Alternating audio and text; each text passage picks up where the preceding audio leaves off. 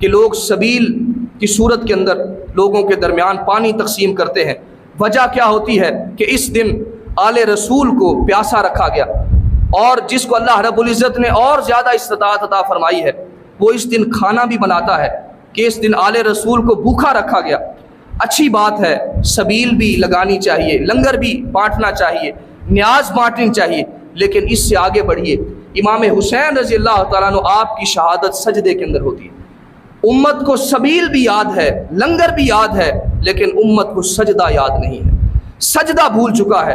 اور آگے بڑھیے، امام حسین رضی اللہ تعالیٰ عنہ آپ کا جب سر مبارک قلم کر دیا جاتا ہے، نیزے پر آپ کو لٹکایا جاتا ہے، تو سر مبارک قرآن مقدس کی تلاوت کر رہا ہوتا ہے۔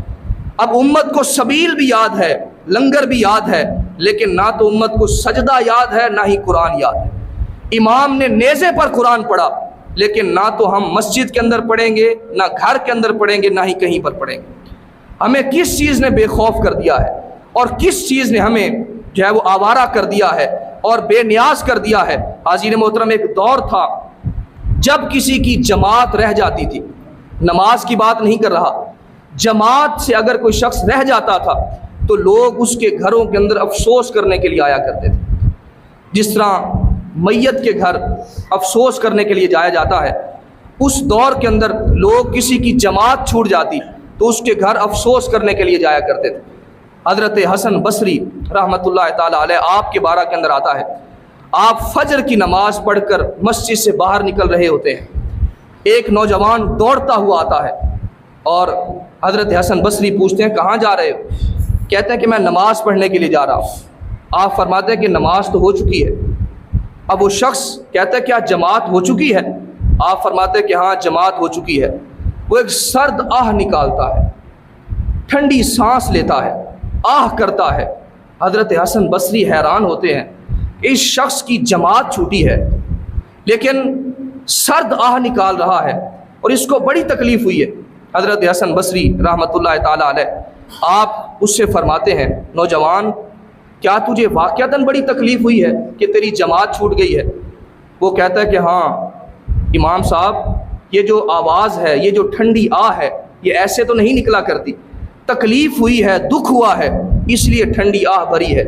حضرت حسن بصری رحمۃ اللہ تعالیٰ علیہ فرماتے ہیں نوجوان میرے ساتھ سودا کر، میرے ساتھ سودا کر، میں نے نماز جماعت کے ساتھ پڑھی ہے اور تکبیر اولیٰ کے ساتھ پڑھی ہے، لہٰذا میرے ساتھ سودا کر، میری جماعت کے ساتھ پڑھی ہوئی نماز تو لے لے اور یہ اپنی آہ مجھے دے دے۔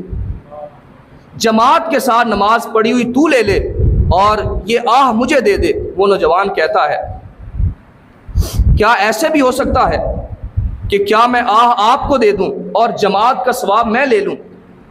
وہ نوجوان یہ سوال کرتا ہے، حضرت حسن بصری فرماتے ہیں کہ ہاں اگر تو کہتا ہے تو ہم یہ سودا کر لیتے ہیں۔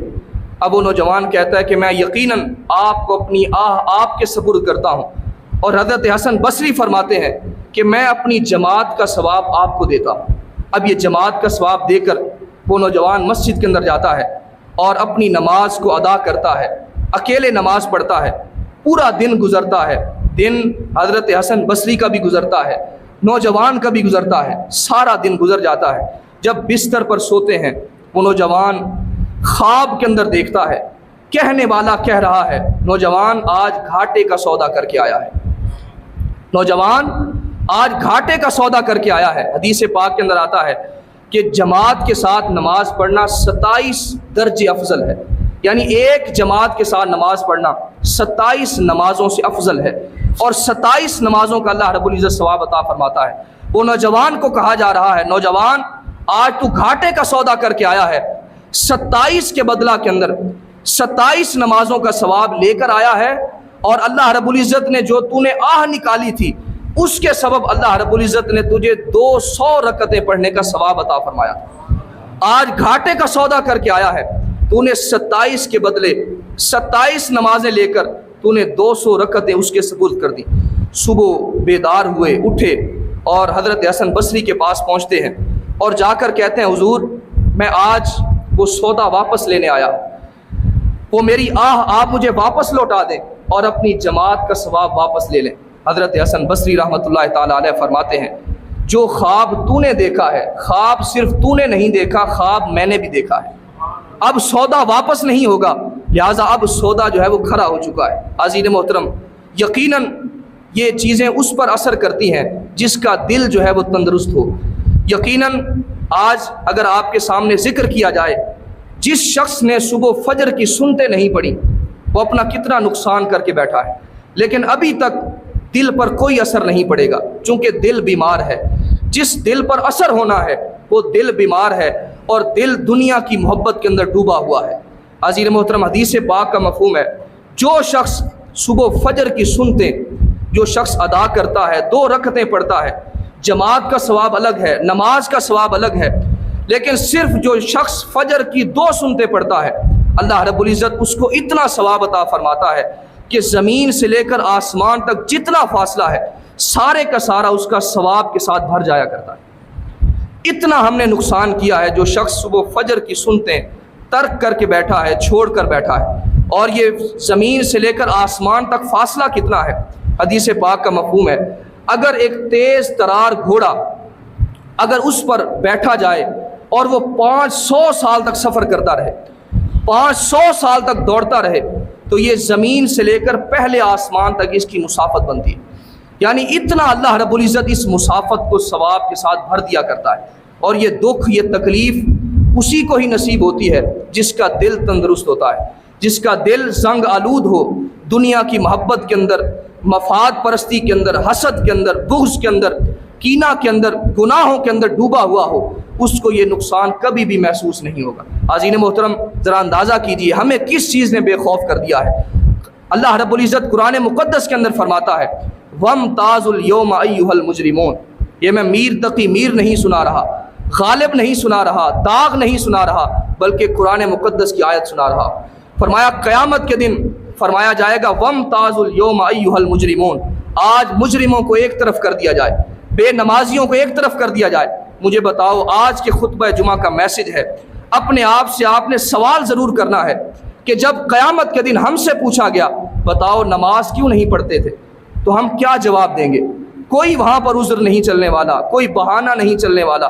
الف آیا سے لال خریدنے نو، توجہ چاہوں گا، الف آیا سے لال خریدنے نو وانج کولیاں دا گلے وچ پا بیٹھو۔ یعنی لال خریدنے آیا تھا اور کولے اکٹھے کر کے جا رہا ہے۔ الف آیا سے لال خریدنے نو وانج کولیاں دا گلے وچ پا بیٹھو، اوے تینوں بھیجیا سی کستوری خریدنے نو، ڈھیر ہنگ جوین دا لا بیٹھو، میاں ہدایت اللہ و شاہ نو کی منہ وکھاسیں، جندہ سارا ہی سودا گھاٹے پا بیٹھو، جندہ سارا ہی سودا گھاٹے پا بیٹھو۔ حاضرین محترم، اللہ کی طرف پلٹیے، وقت گزرتا جا رہا ہے اور ہم لمحہ بلمحہ موت کے قریب ہوتے جا رہے ہیں۔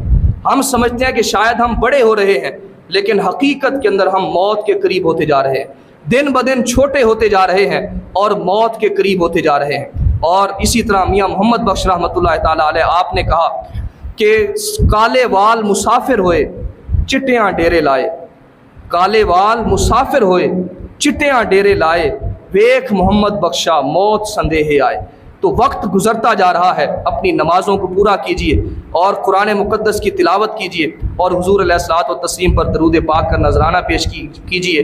یقیناً یہ دنیا کی زندگی ایک دن ختم ہونے والی ہے، اور ہم نے کبھی قبر کے حالات کو پڑھ کر دیکھیے، کبھی محشر کے میدان کو پڑھ کر دیکھیے، کبھی قیامت کی ہولناکیوں کو پڑھ کر دیکھیے، یقیناً انسان کے رونگٹے کھڑے ہو جاتے ہیں کہ اس کے اندر کیا کیا اللہ رب العزت نے عذابوں کا تذکرہ کیا ہے۔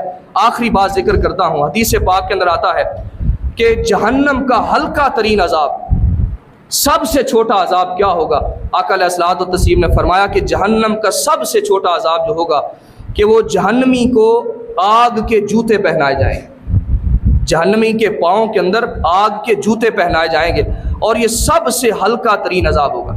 جس کو آگ کے جوتے پہنائے جائیں گے وہ سمجھے گا کہ شاید مجھے سب سے بڑا عذاب دیا گیا ہے، لیکن یہ اس کو سب سے چھوٹا عذاب دیا جائے گا۔ عزیز محترم، اپنے اعمال پر غور کیجئے، اپنی فکر کیجئے اور اللہ کے حضور اپنی گریہ وزاری پیش کیجئے۔